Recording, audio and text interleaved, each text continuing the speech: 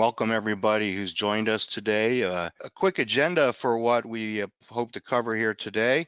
Seismicity overview and liquefaction. We'll start off with a little bit of the basics. Of course, it will be quite basic because we can't possibly cover everything, but just a little background information. What are some of the effects of liquefaction? What kind of typical performance requirements might there be on for and what kind of remediation approaches are available to you? And then we'll move to what types of different type of ground improvement techniques are out there in the industry. And then we're going to close today talking about Geopier Foundation Company solutions and what we might be able to provide to you for your jobs. So this is just a map that shows locations of significant earthquakes worldwide, and it obviously can't cover every single earthquake, but where earthquakes of say greater than about magnitude 5 or 5.5 have typically occurred in recent past. And you see that most of them occur about where you expect them. That's along mostly around plate boundaries. Although of course not all earthquakes occur only at plate boundaries, but it kind of gives you a good idea of where more of the high seismic areas are globally. This map then shows some peak ground acceleration maps that you might be able to get from, say, the USGS website, and this is for the US.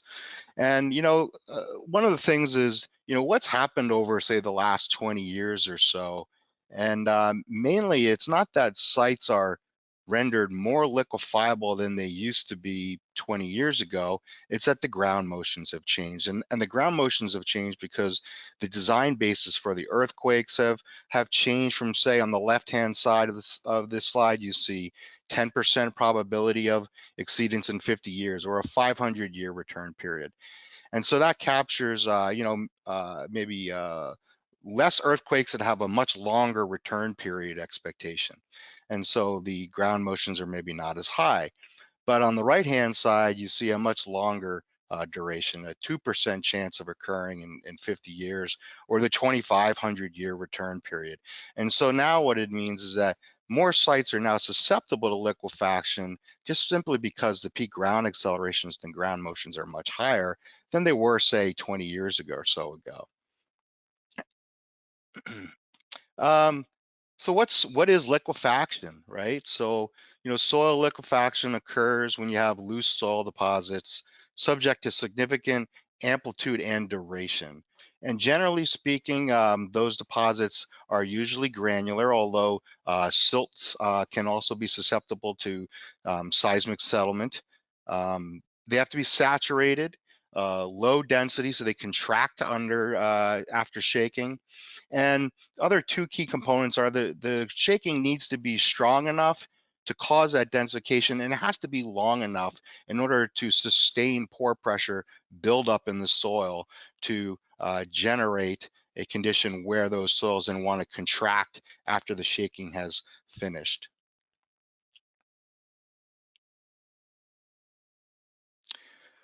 Well, what happens then if you do have sufficient shaking or intensity and duration? The pore water pressures increase within the saturated deposit and the effective stress decreases, causing a reduction in shear strength. And if you look down to the bottom of the slide here, you'll see a more Coulomb envelope where this is the effective vertical stress on the bottom on the x-axis and shear stress or shear strength on the y-axis. And so as pore pressure increases, then the effective stress goes down, right? And you could represent that, say, by following the shear strength envelope, the available shear strength. So as the excess pore pressure increases, you get a reduction in associated shear strength. And if that shear strength then is too low, for example, if you had a foundation, then that could cause a bearing issue with your foundation element. Or also, if you look on the right-hand side, just to depict the liquefaction process, before the earthquake in a loose state, your sand particles might be stacked as such on the left. And then during earthquake, those particles start to rearrange a bit. There's pore water pressure built up between the sand particles that can't drain quick enough. So it reduces the effective stress as the pore pressures increase.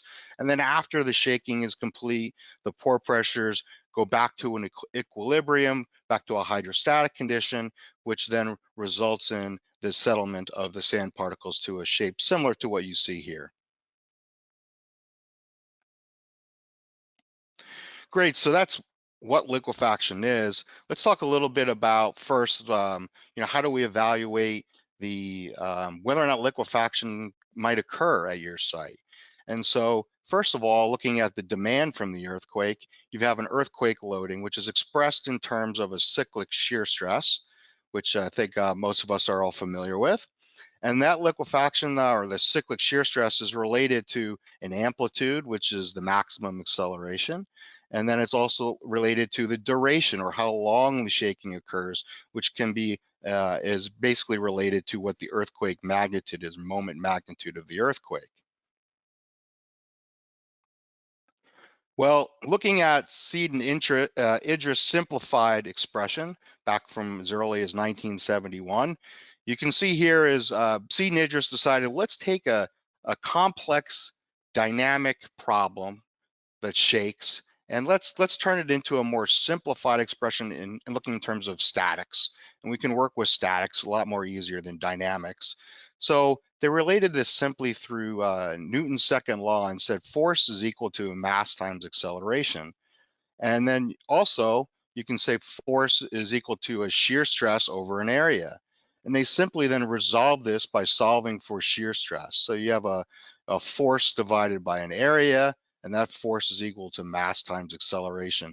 And then if you reduce this further, what you'll see is you'll get to Seed and Idris's simplified expression, which is simply that shear stress is equal to 0.65 times A max. They didn't take the peak acceleration. They selected a value that was 65% of that times the normal stress in the ground. And then they have an R sub D factor, which is a flexibility factor that accounts for the fact that the soil is not rigid, that its soil is flexible.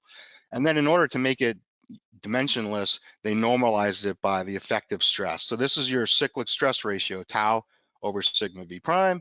And then here is your expression on how to compute that value. Makes it pretty simple for us to use every day. And it's still used now almost, 40 years later or 50 years later. Okay, great. So now we know how to compute the cyclic stress ratio. So how do we look at in terms of whether or not your soil has the potential to be liquefied or not?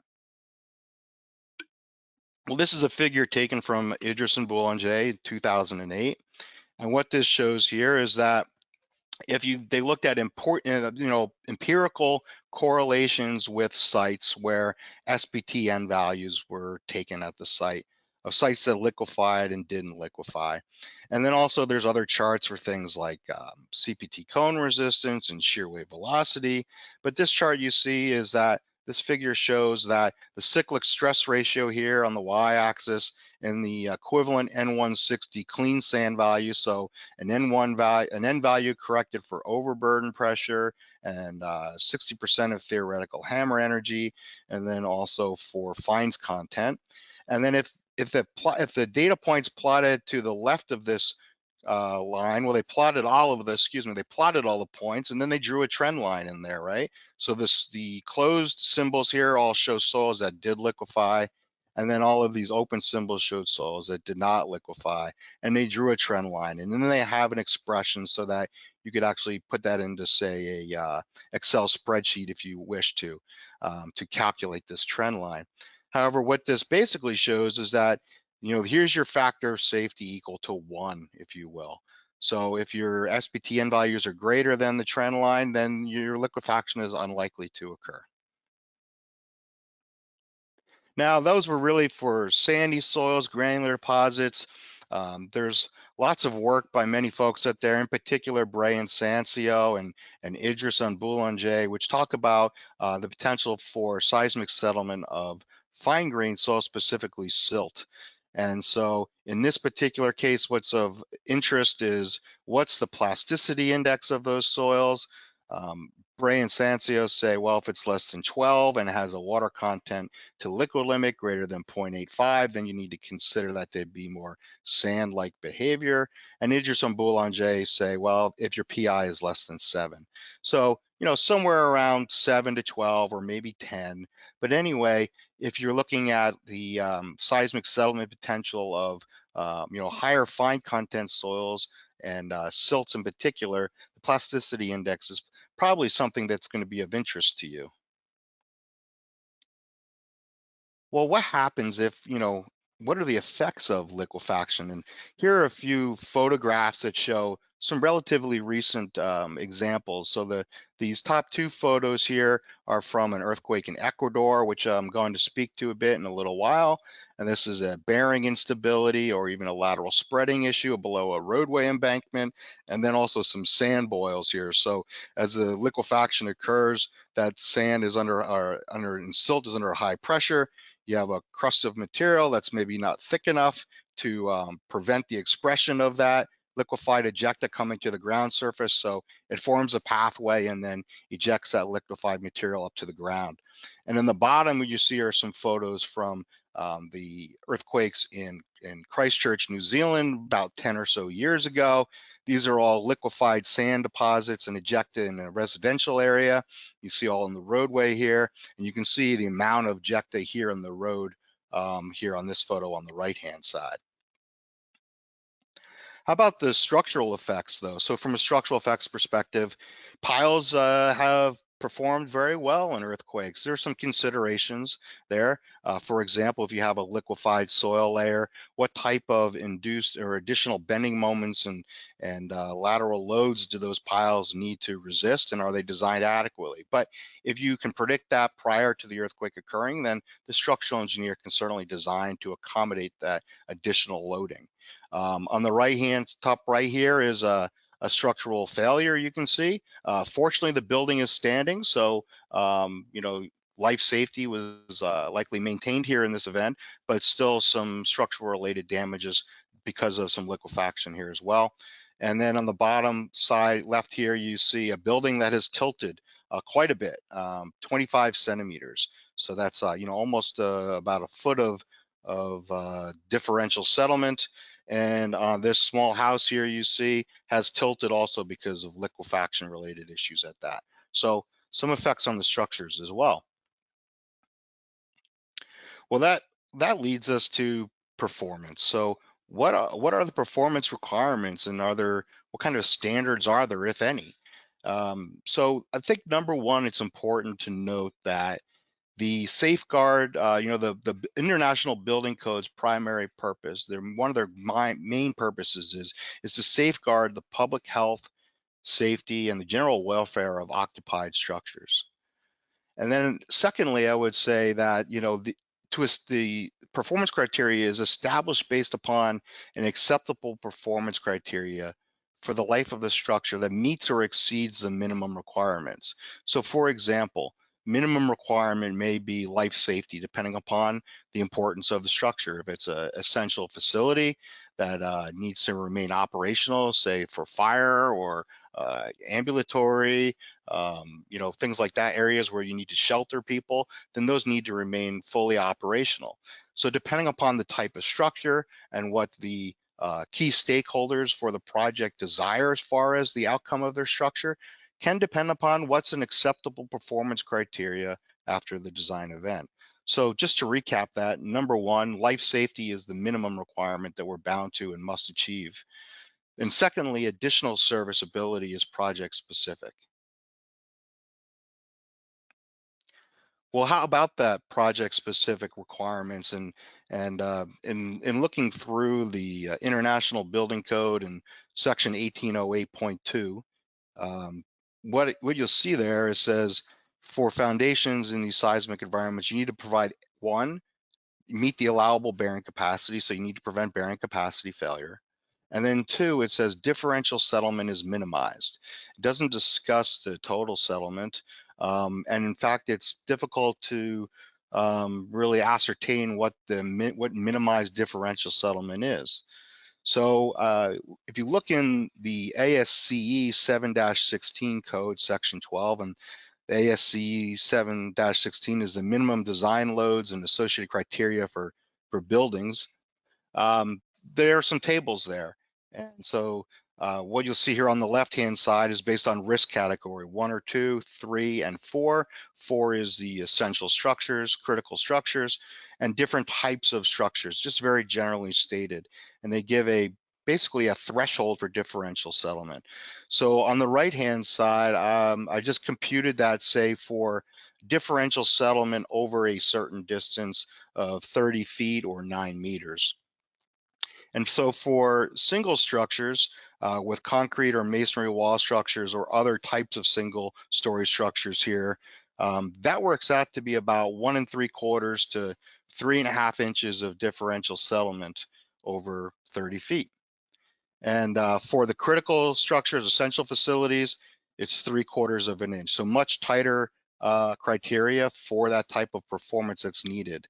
And for multi-story structures, you'll see slightly reduced settlements for, say, category 3, 1 to 2 inches, or 25 to 50 millimeters, and then, but also 3/4 of an inch.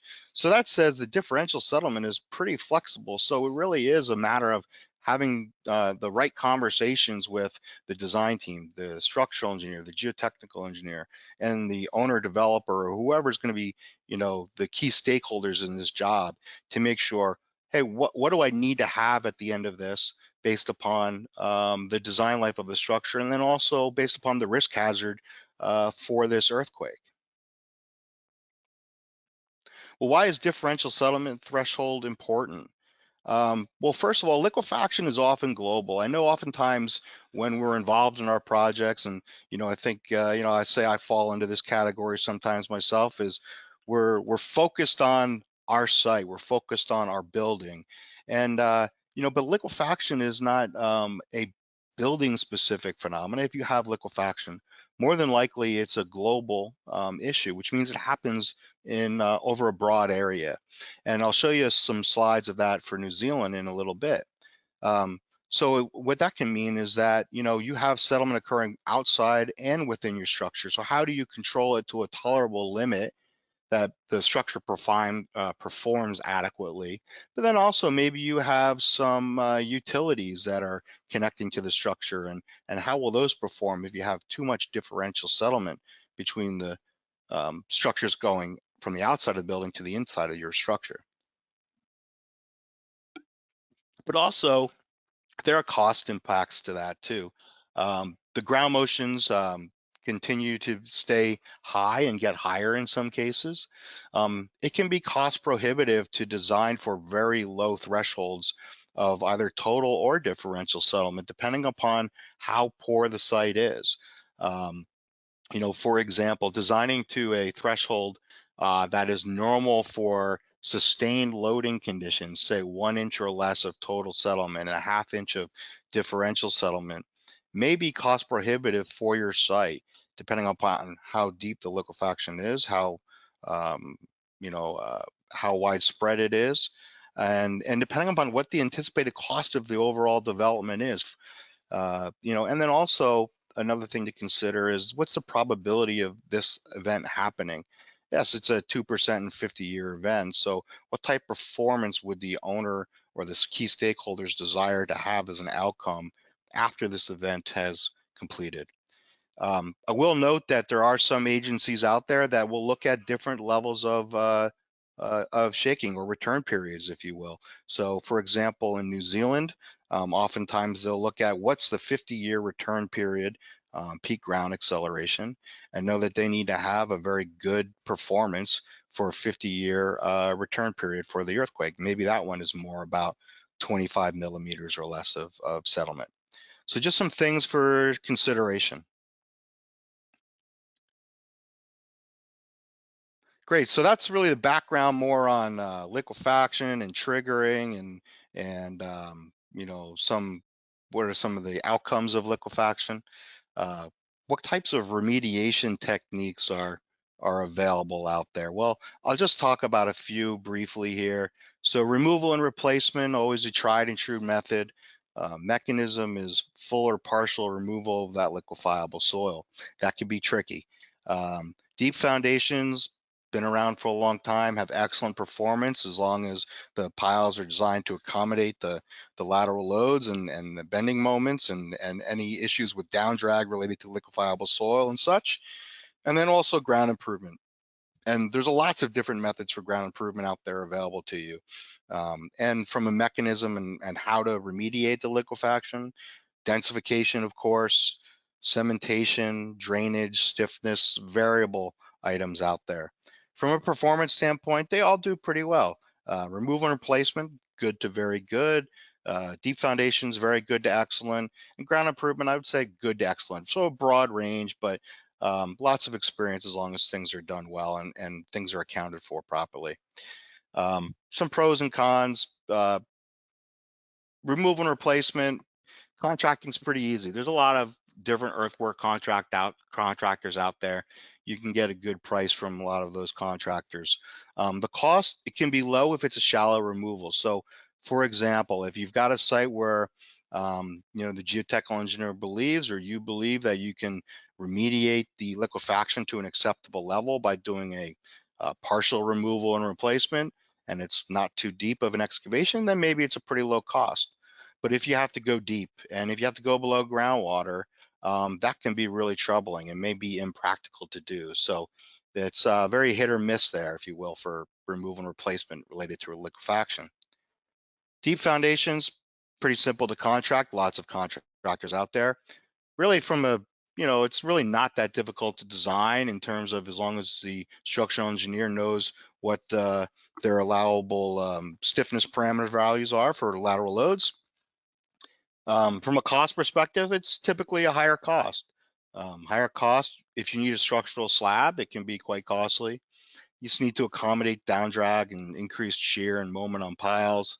Are there any issues with differential settlement, meaning from the building itself to any adjacent utility lines? And can that be accommodated adequately as well?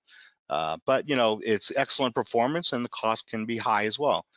Ground improvement, there's lots of different methods out there. The cost can be moderate. It's less weather dependent, say to remove and replacement if you get a big rainstorm. Some of the cons, there's fewer contractors, but more and more nowadays. It is somewhat soil dependent on selecting the appropriate improvement technique. And there's some limited case histories since ground improvement has really, grown a lot over the last 20 to 30 years. It's been around for probably 70 years or so, but there's not as many case histories as you would hope. So you have to rely a lot on good engineering principles and working with good contractors and things like that.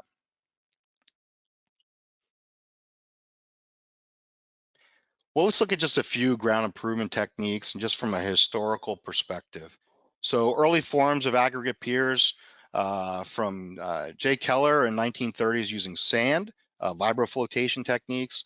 And then when they determined that, the sand doesn't always work. Sometimes the soils have too much fines in them and we don't get a lot of densification of the materials. So let's use gravel instead. So those basically your early forms of stone columns. Prefabricated vertical drains in the 40s, soil mixing developed in the 1950s. So ground improvement has indeed been around for nearly, 100 years now, at least in its modern form. Other ground improvement systems over the years, CMCs, vibro concrete columns, rapid impact compaction, and there are many other techniques I'm sure that I've missed. In the US, aggregate piers really weren't implemented much with very much precision until about the early 1990s and really maybe the late 90s. But that's when a man named Nat Fox, Dr. Fox, developed something called the Geopier system or the ground or rammed aggregate pier system. And so what I'm showing you here are a couple photos of two different techniques. Does not encompass everything. But on the left-hand side here is a mast rig with a open pipe here, and that pipe is driven in the ground, it has a hopper on top, and then in the bottom is a compaction chamber. And so this displaces the soil, particularly good for high water or high water table soils and for your liquefiable soil deposits. And then you bottom compact the stone from the bottom of the hole up to the ground surface. And then on the right-hand side is the traditional rammed aggregate pier method, used more so in cohesive soils or soils that you can drill with an auger and maintain an open hole without using any type of temporary casing. So this is used obviously in probably soils that don't have as much of a liquefaction potential. So we're going to focus most of our efforts then on talking about the technique of using this displacement system, which we call the impact pier system, as far as the liquefaction remediation for the rest of the presentation here today. Well, I apologize for the quality of this slide. It was difficult to find one with good quality, but this is a image from Dr. James Mitchell, which I'm sure many of you know in the industry, and he's published in several different papers himself. And this just shows a range of different types of ground improvement techniques related to particle size for soils. So gravels here on the top left, and then clays on the top right. And you can see lots of different techniques, grouting techniques and densification techniques from, say, deep dynamic compaction or compaction grouting, vibratory probes, drainage, grouting, other types of jet grouting and soil mixing techniques, where the liquefiable soils generally fall within this range here. And the rammed aggregate pier technique basically falls where your vibro replacement technique here is. So it falls from, sands all the way up to clay soils. But what's the difference really between a rammed aggregate pier and a stone column? If you draw it on a piece of paper, it looks the same. So is there any difference really? So on the top is a photo of the equipment used for the impact pier construction. Again, you would drive this mandrel on the ground. It's typically around a 12-inch outside diameter mandrel, which is about 15 centimeters, and then it has a slightly enlarged tip. You feed stone into the hopper. Typically, it's a clean gravel, and then the gravel is compacted from the bottom up after you've reached your elevation. And you can see that process here on the right-hand side. On the bottom just shows a few photos of more traditional type of stone column techniques. Can either be used with a crane and then lowering a probe in the ground. In order to advance that probe, if you're using a crane like this, it may be necessary to use some type of a jetting technique. This shows some air jetting, which you can see is blasting some of the soil up as it's trying to advance through the ground, or in some cases, water will be used. Now, one of the other real key differences, though, is how the gravel is compacted when you're building the aggregate pier. So with the rammed aggregate pier, on the right-hand side here, what you see is that there's direct vertical compaction that's provided. So you're compacting the aggregate up and down, and you also have the vibrations from this mandrel, from this hammer, that's also inducing densification to the soil surrounding it. The difference with the vibratory stone column technique is that it really has an eccentric motor, which then oscillates, if you will, in a 360 degree, so horizontally or laterally, it's compacting the stone. So it's slightly different. We like to think that the compaction vertically induces a stiffer and stronger element than compacting the stone, say, horizontally. But the stone columns also have proven to be quite effective in liquefiable soils. So it's really not to say one's the best, it's just say that they're different. But the difference in the compaction of the stone itself, may have some differences between the stone columns and the wraps. And I'm going to show you are some case histories and examples that are specific to the wraps only. So I can't speak to whether or not the same type of principles would apply. Then you can decide that for yourself. So remainder of the presentation will be about Geopier elements, the impact piers.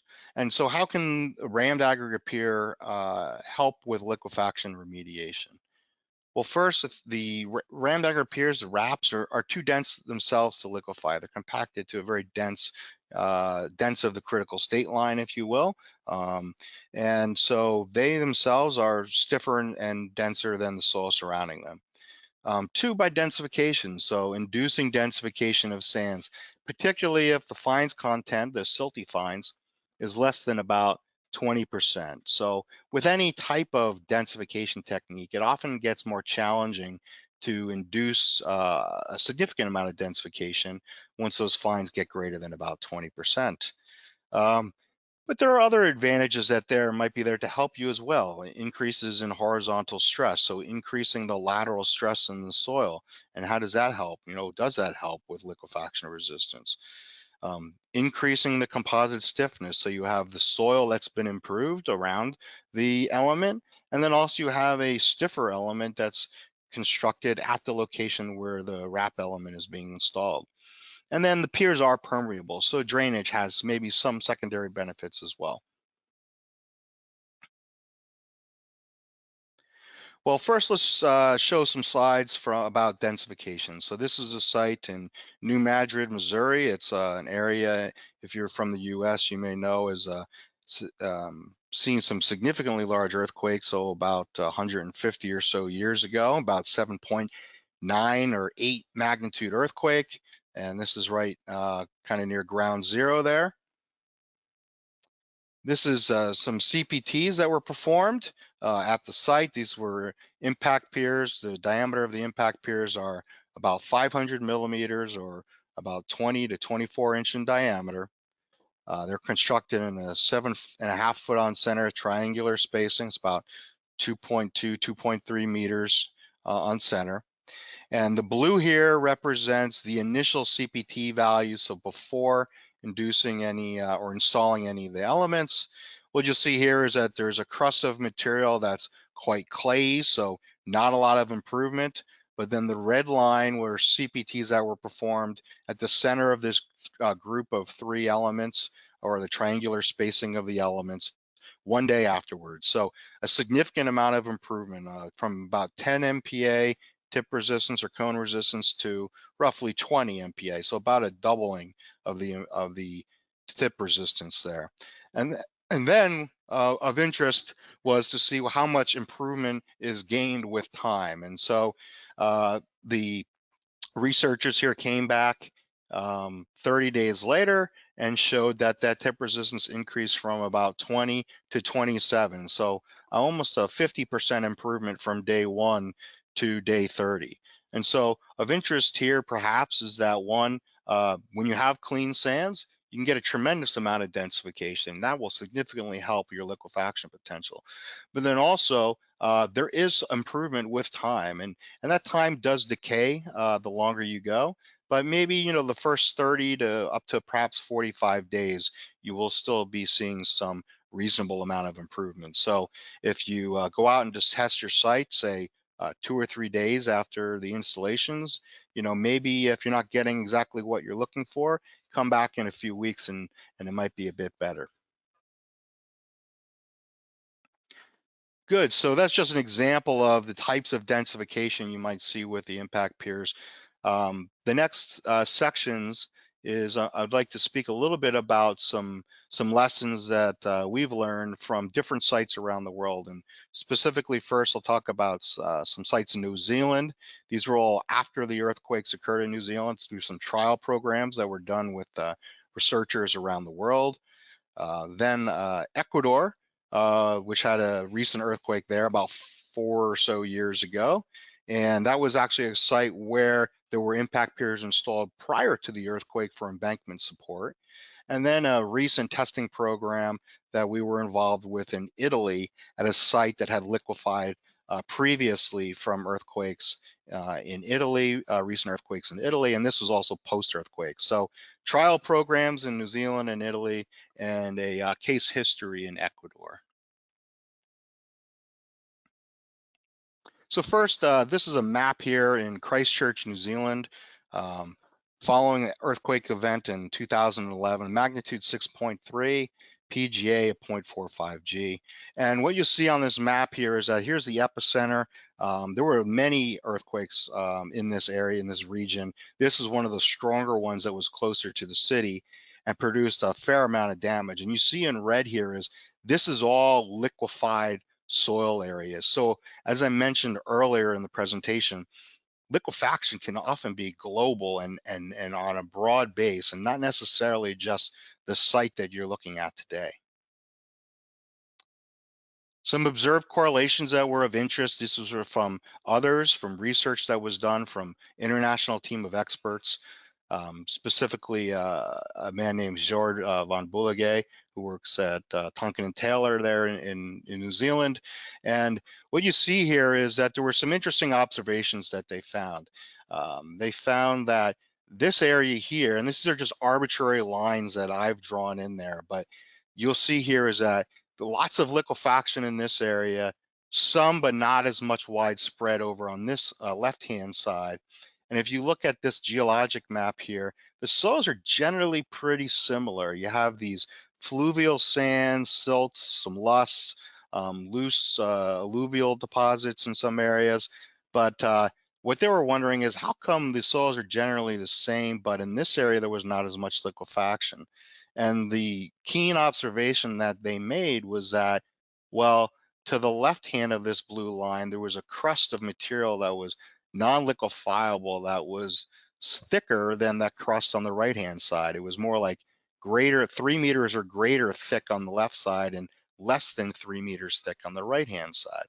So an interesting observation that the folks made on this one was that it seemed to correlate reasonably well with Ishihara's old work in 1985 that said if you have a thick enough crust of material that's non-liquefiable, then the effects of the liquefaction seem to be diminished to structures and to the ground surface. So in other words, less liquefaction ejecta, less noticeable damaging effects from the liquefaction, even though liquefaction may occur below that crust.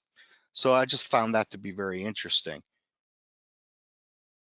But this is what some of the liquefaction looked like in some of those red areas, if you will. So lots of liquefaction in the streets, lots of damage to utilities. That was been covered in many published works, specifically, I think, by Tom O'Rourke at Cornell University. And then this car, boy, I hope that was a rental, and thankfully that wasn't my car, but just really, really soft ground after that liquefaction. And this is again some photos I showed you earlier about the damaging effects.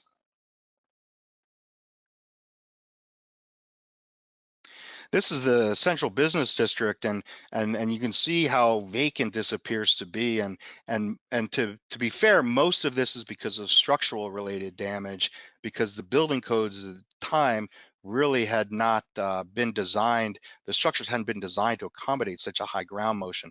So most of those buildings had to be torn down as they were rendered unusable.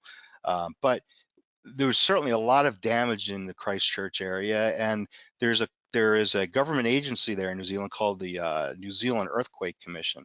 And so following the events of these several earthquakes, actually thousands of them, but several damaging ones, this government agency decided, hey, there's a lot of money that needs to be spent here to rebuild this area. In fact, they had a government insured policy of $100,000 New Zealand dollars per property. And they ended up expecting claims about $12 billion New Zealand. So that's a lot of money. And so this commission formed and they gathered together a panel of international experts to say, we would like you to come here and study this and come up with a plan that we can use for future development and construction to not eliminate damages of liquefaction, but to reduce the impact so that the cost to repair is not as significant. So as part of that program then, their objective of the team was to rebuild with affordable resilience. And so the team decided we're gonna try ground improvement methods and trials, and we'd like to limit that depth to 4 meters based upon the observations that they saw that if the crust in this region was 3 meters or thick greater, that the damaging effects of the earthquakes were less severe. So this was all for mostly residential neighborhoods, which suffered the most severe consequences in New Zealand. But they independently then evaluated the performance and then selected the best methods. And that information is all published if you're interested in looking at that on the web from the Earthquake Commission. So these were some of the methods they selected. They had 7.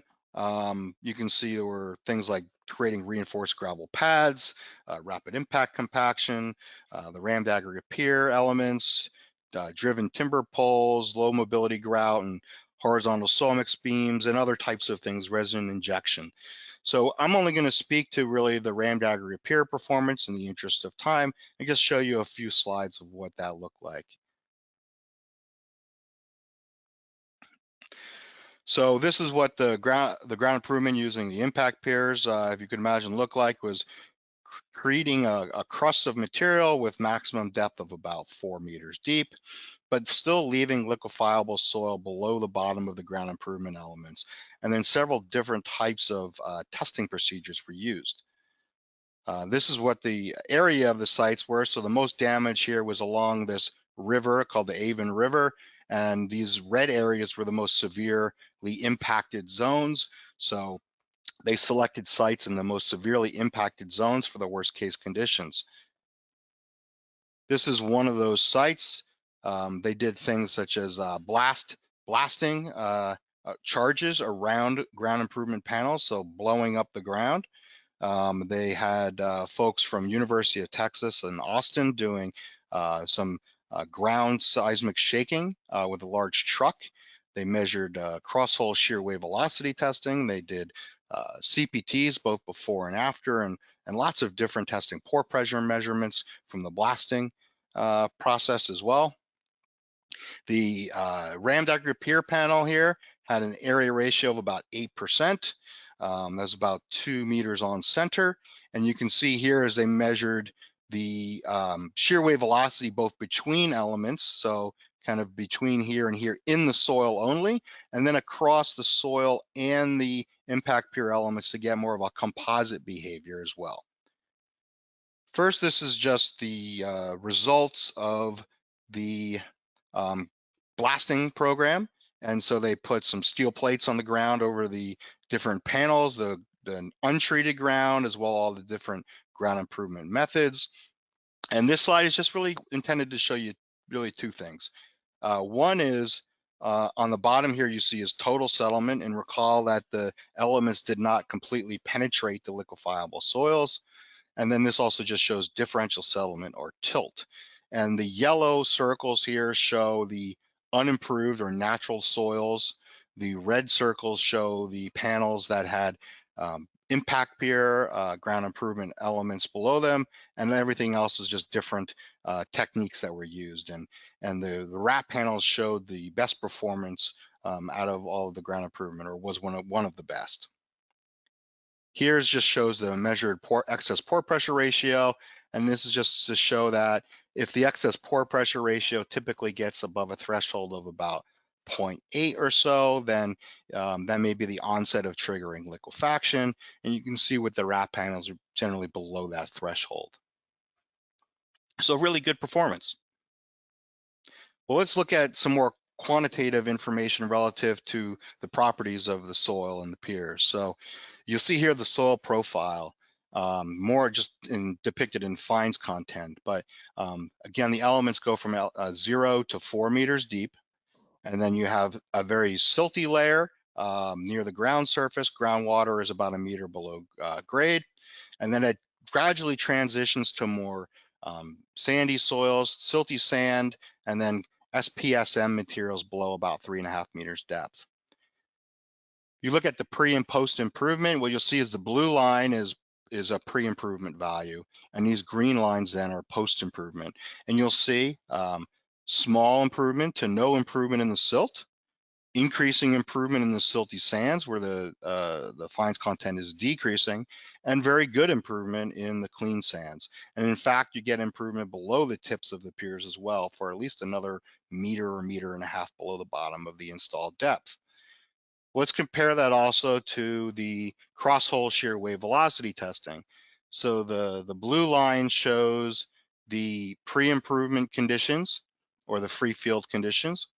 This green line shows the improved shear wave velocity only in the soil. So that is the measurements between the piers, but not across the piers. So it does show some improvement. However, notice the large jump when you look at the composite behavior. So that's going across both the soil and the pier, and you see a tremendous amount of improvement. And that composite value is now over 200 meters per second, almost say 230 meters per second. So a significant improvement when you factor in not just the soil, but the composite behavior or the composite stiffness of the soil.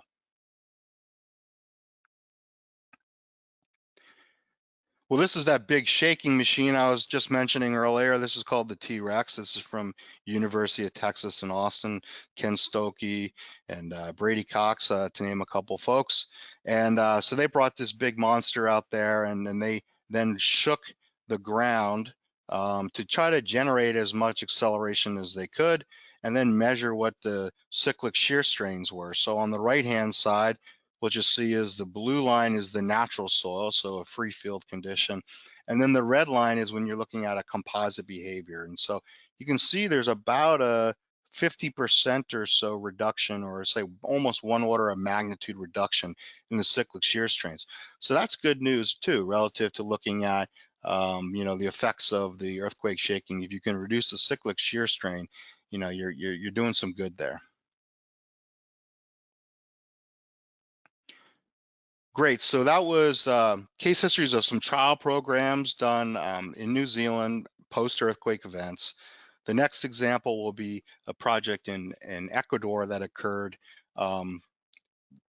Piers were installed prior to the earthquake event.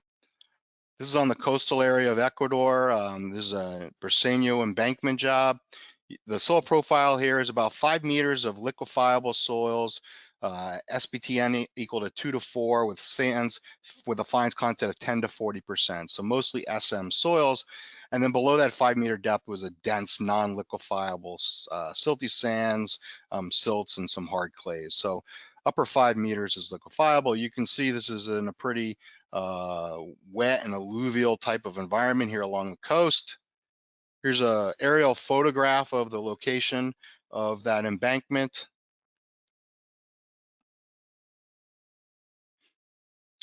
A few more photographs here from the impact pier installations. Spacing varied, but was up to 3 meters on center. And a layout of the elements and the bridge here, you can see that there were closer spaced elements near the slope of the embankment, primarily for stability purposes from the post-earthquake event, and then wider spacings on the interior. Those spacings then, about 1.8 or so meters, 1.7 meters up to 3 meters on center. First, I want to show the photo on the left is a embankment for a site that did not have any ground improvement. So magnitude 7.8 earthquake and a PGA of 0.32 G without any type of improvement. You can see that this embankment has failed. There's been some seismic related events to this, whether it was liquefaction and lateral spreading, but severely damaged this roadway on the left-hand side. On the right-hand side is the embankment that were reinforced by the impact piers. Same event, 7.8, but the PGA was slightly higher. This was a little bit closer to the epicenter, but the geologic environments were very similar in both areas. Along the coast, very similar liquefiable soil depths, similar fine contents, silty sands. So what were some of the lessons we learned from this, or what did we learn from this outcome? Well, first, I'm just going to show you a quick video of what that roadway looked like after the earthquake shaking.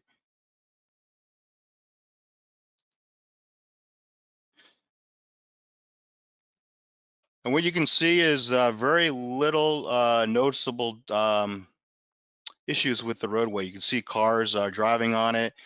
There's a few minor cracks and some structural related issues, if you will, along the curbs. There's a few cracks, longitudinally along the roadway. There's some cracking down the center line of the roadway, probably where there was a cold joint from the asphalt, likely from some inertial loading of this embankment back and forth, but very serviceable. Very little settlement noticed. I think it was maybe less than 25 millimeters. So excellent performance. And there's just a photo of the roadway here in the background. And in the foreground, what you see are sand boils. So indeed, this site did see sufficient shaking and duration and amplitude to generate liquefaction in the free field conditions. And you see the photos of the sand boils here in the foreground. So liquefaction did occur in this region.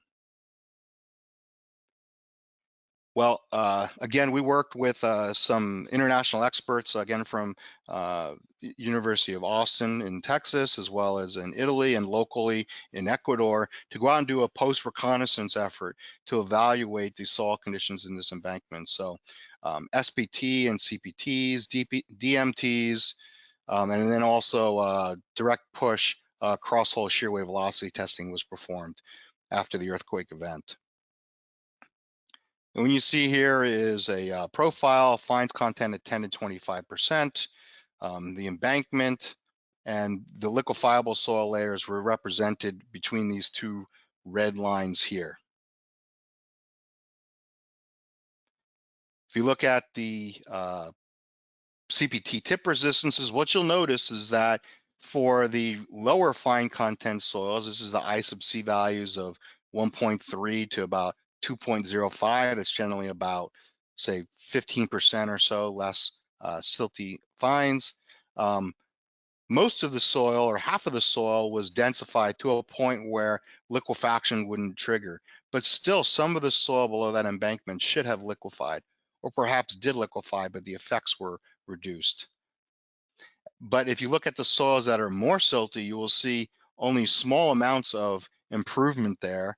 These are the clear symbols here are free field conditions, and then the red is the conditions between the ground improvement elements. So it tells us that although there was densification that happened here, if you judged it simply by the CPTs, it would say that there would have been a lot more significant effects of that liquefaction. So something else may have been happened or must have happened here. If you look at the direct cross-hole shear wave velocity measurements, you'll see that again, the open symbols here are in the soil only, and this is beneath the embankment, and then the closed-in symbols are the composite shear wave velocity both across the soil and the piers. And then also beneath the embankment slope, on the slope you'll see as well similar response.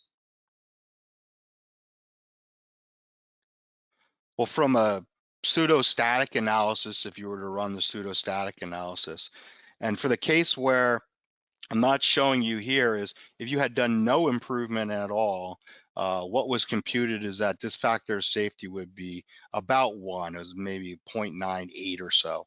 And so what you should have seen was a very severe amount of damage, similar to perhaps that other embankment that I showed you earlier. However, this here now just shows if you don't include the effect of the piers and just use the measured residual shear strength from the testing and then the free field residual shear strength in the liquefiable soil, that factor of safety then is about 1.08, which is marginal. You would expect even at that you might see a little bit more deformation than perhaps those photos and that video showed you. However, once you do include the strength of the piers, if you include the strength of the pier, say using a drained strength of the elements, then you'll see that factor of safety jumps up significantly up to 1.2. And so at 1.2, you probably wouldn't expect to see much deformation or damaging effects as well, which empirically suggests what you see here in the photo. Now looking at Italy real quick here. So this was a blasting program that was done with local researchers in Italy as well as at BYU University. And you see here is their liquefiable silty sand sites. This is a video of blasting of a soil panel with no ground improvement.